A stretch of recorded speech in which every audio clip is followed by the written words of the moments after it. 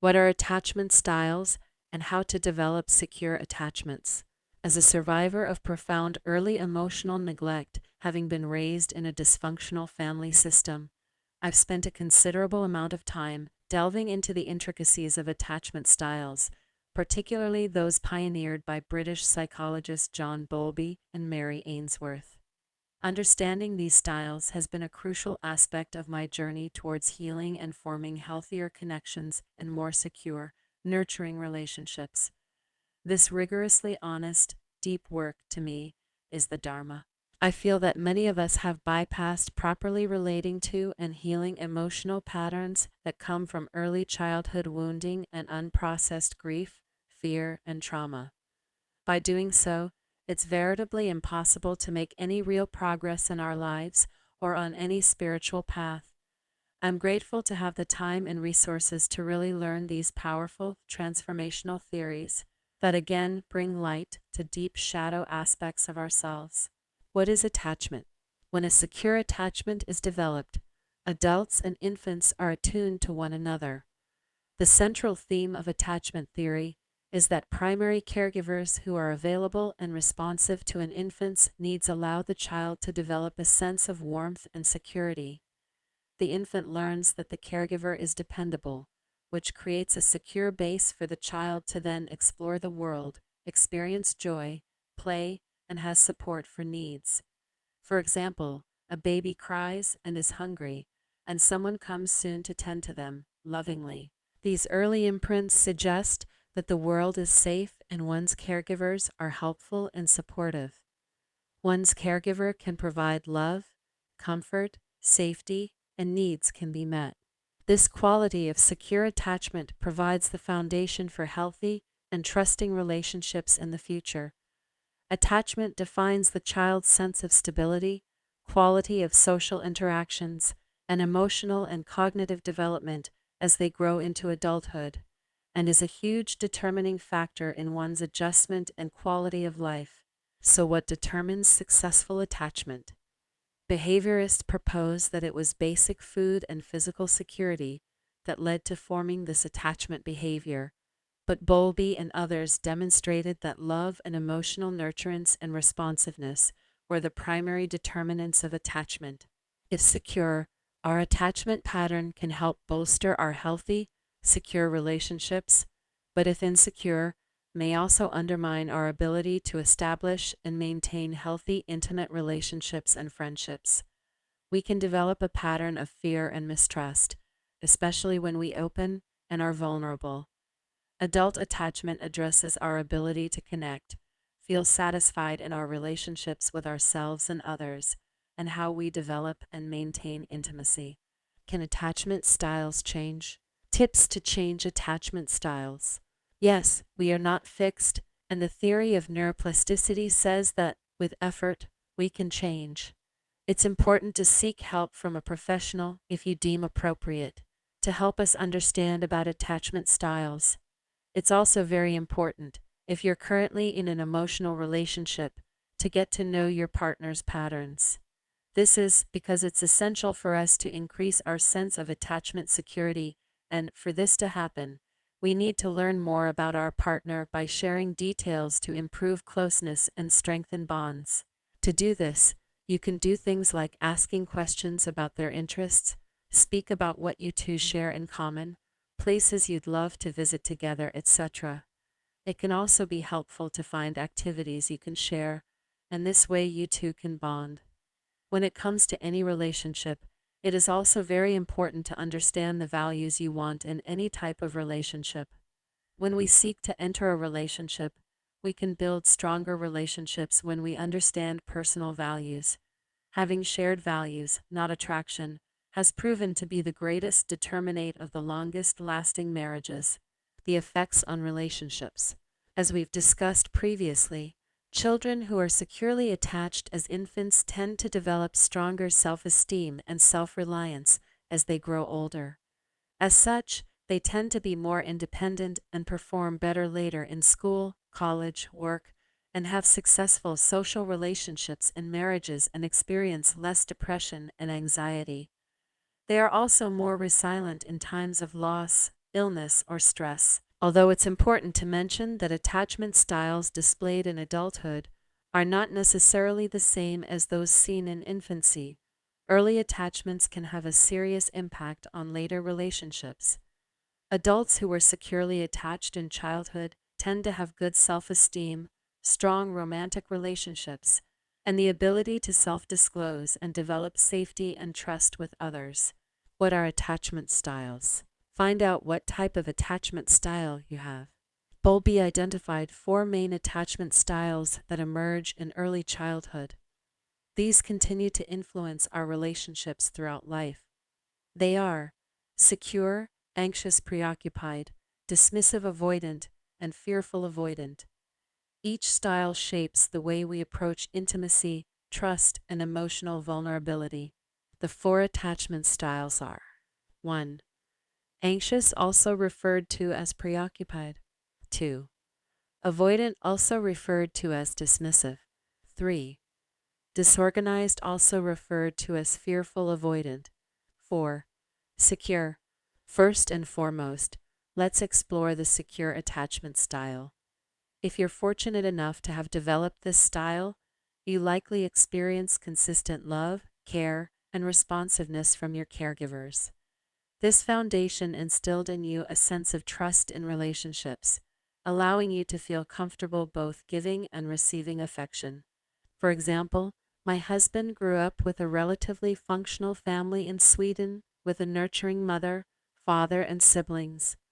There was no overt abuse, and he was loved, fed, educated, and had close friends and siblings. He has never, as far as I know, exhibited fear, jealousy, or mistrust in our 20 years of marriage. His attachment style is secure.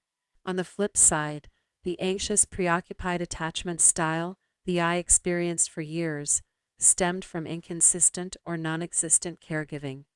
People like me with this style tend to crave closeness, but may also fear abandonment, leading to heightened sensitivity and a constant need for reassurance. The parents' love was not reciprocated, and this can cause a lifetime of emotional scars, insecurity, low self-esteem, fears, and fear of our basic survival. For example, I grew up with an alcoholic father, and there was violence in the first 3 years of my life as a baby in the crib. I would hear my parents fighting and cry, but they could not hear me or ignored me over their arguing.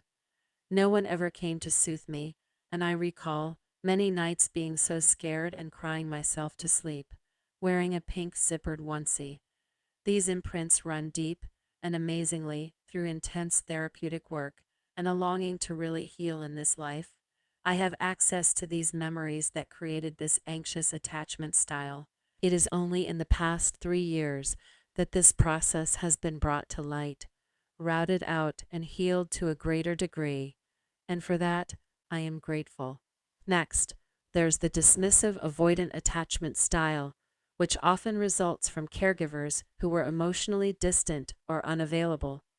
People with this style may find it challenging to open up and may prioritize independence and withdrawal over emotional connection. These are the quintessential escapists, renunciates, and indeed misanthropes. There are often overtones here with narcissism or antisocial personality disorder. One of the rarest and most challenging style is the fearful avoidant attachment style, a blend of anxious, preoccupied, and dismissive avoidant. This arises generally from abuse with profound trauma and/or inconsistent caregiving environment. Those with this style desire intimacy, but fear getting too close, creating a perpetual loop of internal struggle. There are often overtones here with borderline personality disorder. Without treatment, the fearful avoidant may never be able to be in sustained, healthy, authentic, genuine friendships and partnerships. The learned fear and mistrust, which were once an accurate coping response to an abusive or neglectful parent or milieu, precedes them. How to develop a secure attachment style? It's never too late. Now, let's delve into the steps to develop a secure attachment style, a journey I embarked on myself. It's important to remember that you cannot change your past, but you can always change the present. We are not forever cursed and defined by what happened to us. Self-knowledge is self-love is power. 1. Self-awareness. Reflect on your attachment style and its origins. Understanding your patterns is the first step towards change. 2. Therapeutic intervention. Seek professional help if needed. Therapy provides a safe space to explore past experiences, challenge negative beliefs, and develop healthier coping mechanisms. 3. Mindfulness and self-regulation. Practice being present in the moment. Learn to identify and regulate your emotions, allowing for more conscious and intentional responses in relationships. 4. Communication. Express your needs and feelings openly with your loved ones. Effective communication builds trust and fosters a secure connection. 5. Boundaries and reciprocity. Establish healthy boundaries and ensure that relationships are based on mutual respect and reciprocity. A secure attachment style thrives on balanced give and take. My personal journey has taught me that healing and developing a secure attachment style is an ongoing process, and according to recent assessments, mine went from anxious attachment to secure. I have an interesting personal insight as a trauma survivor that I'd like to share. The basic building blocks of who we are never really seem to change, and that makes sense to me. I'm never going to forget, bury memories, or dissociate from what happened. These experiences make me me. However, through self-awareness and being in sync with myself, I can change how I react to situations. For example, I might be at home with my husband, and he's been in his big leather lounge chair reading most of the night and not speaking. He's a quiet, bookish, science Y type. Subconsciously, I might think, oh, he's upset ignoring me, insert whatever fear-based thought may arise. In the past, I may have believed my own hurt-infused projection and may have confronted him or needed confirmation and attention. Now, if this happens, and it does because the karmic seeds will seemingly always be there, I notice it as it is happening. I ask myself quietly, is he really ignoring you or upset? No, he's not a punitive, passive-aggressive, silent type like I experienced with my family of origin. I could never stand for that in a marriage. Then I reality test, take a deep breath, reassure myself, and let it go. I might now give him a quick kiss and go up and read or meditate myself, sans any drama recurring from my past attachment style. It can be done. Healing involves this self-reflection, self and other compassion, and a commitment to fostering and maintaining meaningful connections. While the past may shape us, it doesn't define us, our present or future relationships. We have the power to rewrite our attachment narratives. I'm living proof that with effort, healing is possible. We are simply not our past, nor defined by how others raised or treated us, thankfully. May you all flourish, have the deepest and healthiest relationships, starting with yourself, and live your very best life possible. Thanks for listening.